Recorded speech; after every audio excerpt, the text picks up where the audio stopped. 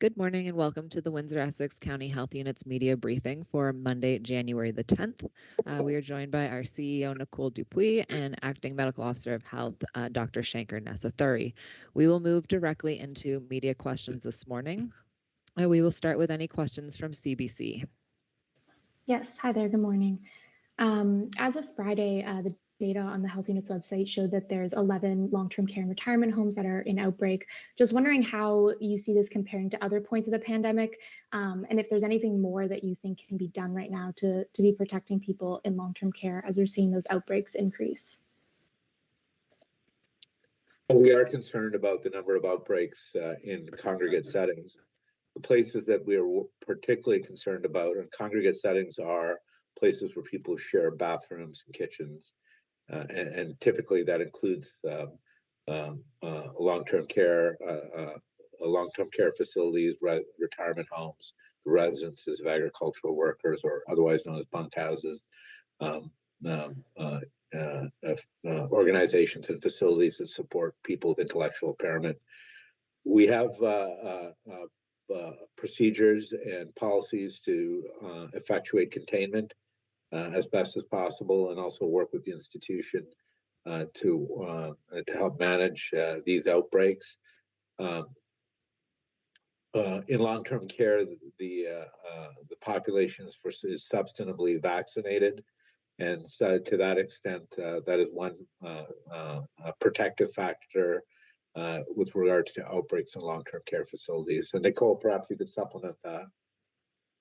Actually, yeah, I was going to add on to that point around vaccination. So, certainly we're concerned with high, cases in what we would call higher risk settings, which long-term care and retirement home are certainly among them, and given the vulnerability of the individuals, living there. However, we have a really high rate of vaccination, certainly among that group.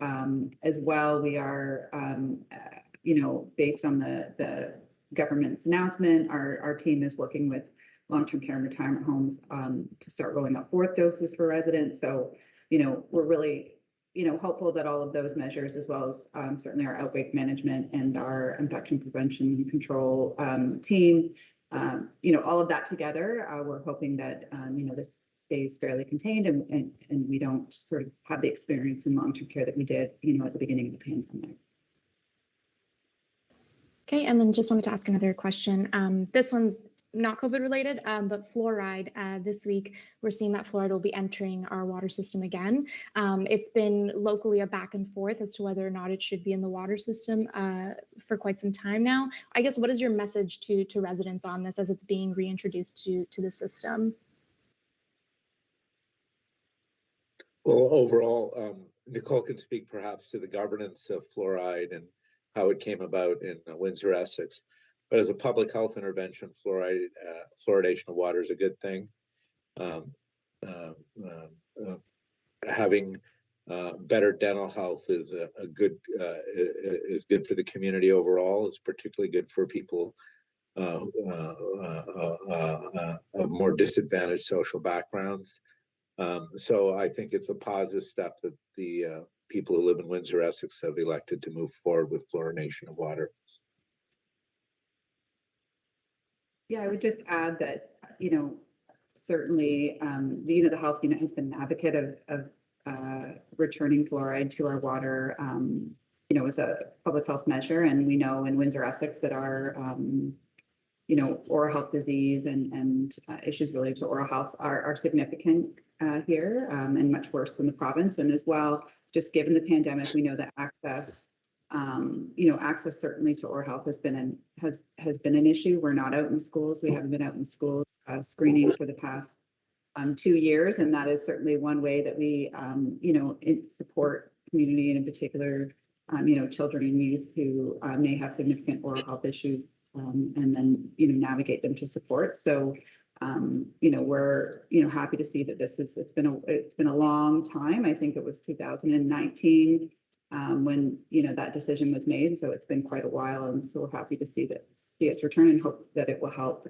certainly as we move forward, and know that our oral health outcomes, while we don't have the data we had a few years ago, I can imagine that they've improved, especially with the limitations in access that we've seen over the past year or two.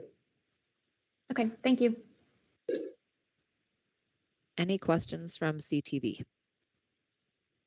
Yes, good morning. Now it's been a few weeks since the holidays, and last year this was one of the worst weeks for case counts and hospitalizations. Are you worried that hospitalizations will increase even more this week? Well, we are concerned that there'll be increased burden to the healthcare and hospital system. We're concerned about that in part because the holidays are in fact associated with people congregating and having more human-to-human interaction. We are monitoring the number of people who are currently admitted to hospital, as well as the number of people in the ICU and the number of people on ventilators. And that'll be an important metric for the burden, one important metric to assess the burden of illness. The one thing also to consider is that before the pandemic, the healthcare system and the hospital system was resource constrained and was challenged to meet all the clinical service demands of the community. COVID has added an additional burden to a system that already was such from a resource allocation perspective.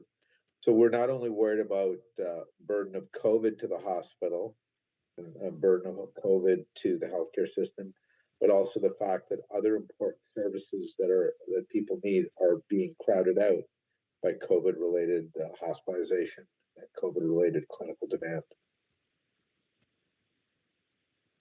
Thank you. And what are your thoughts on students returning to the classroom? Should it happen next week, or should they be remote learning longer?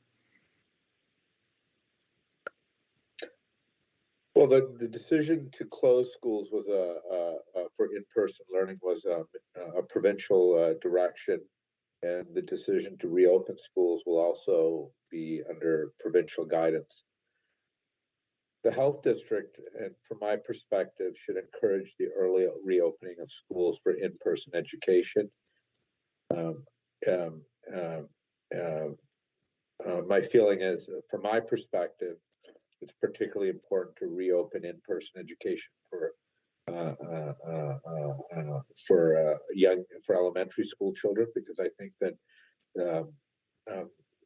distance learning or virtual learning is particularly challenging for children that are 5, 6, 7 years of age. I think the province does not have to make an all or nothing decision related to reopening schools. If they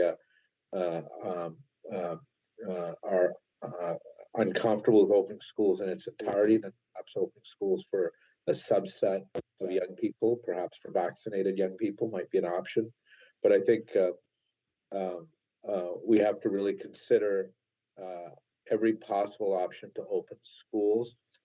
The one thing I would also share is that when we make determinations about risk and risk of schools, it has to be a bit more considered and nuanced. I think schools can be opened up on, I think, January 17th is the proposed date, or it can be opened up quickly with appropriate measures to limit the transmission of COVID within the school. And so sorry for this long-winded answer, but we would encourage the province to open schools as soon as possible.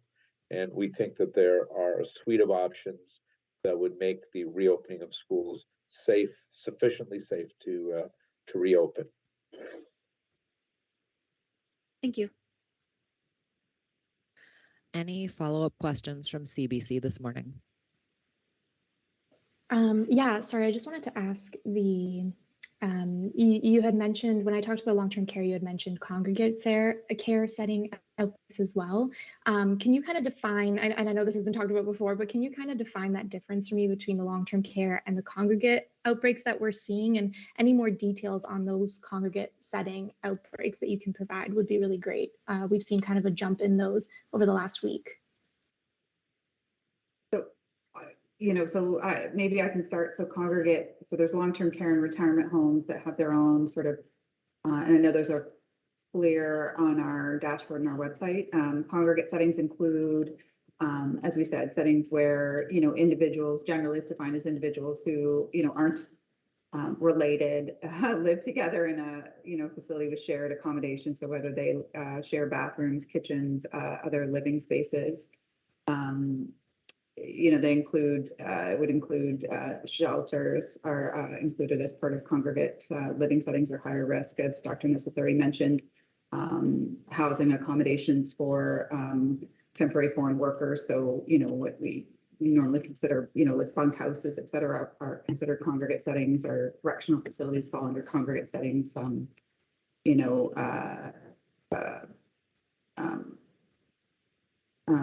Housing for, as we said, individuals who are like assisted living. So those are all, part of those congregate living settings. And Dr. Nissathuri may have something to add, but that's generally what those facilities are. Sure, if I could have the opportunity to comment on that. Whenever in the public health service, we make decisions about risk, and some settings are at higher risk than other settings.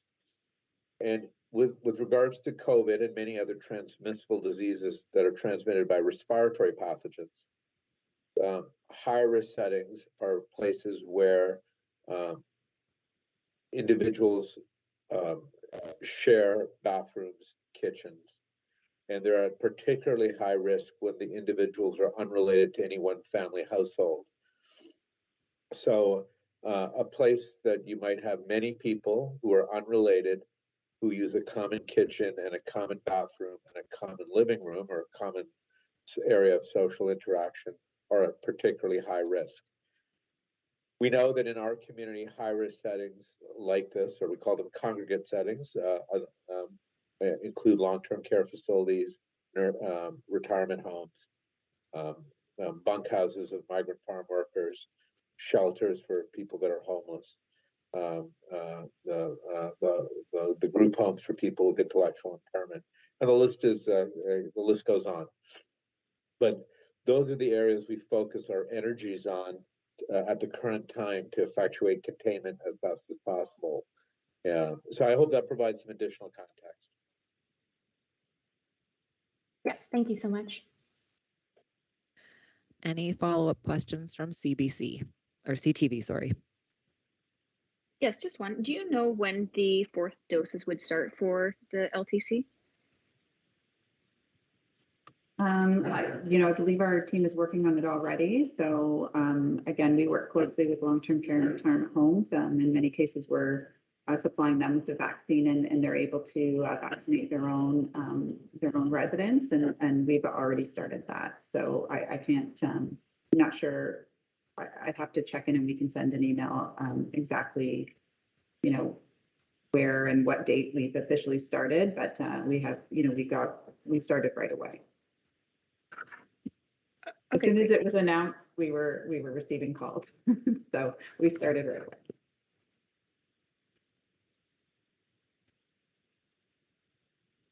All right, if we have no further questions, we will wrap up for today. We will regroup and meet again on Thursday, January the 13th. Thank you very much, everybody. Have a wonderful Monday. All the best. Thanks.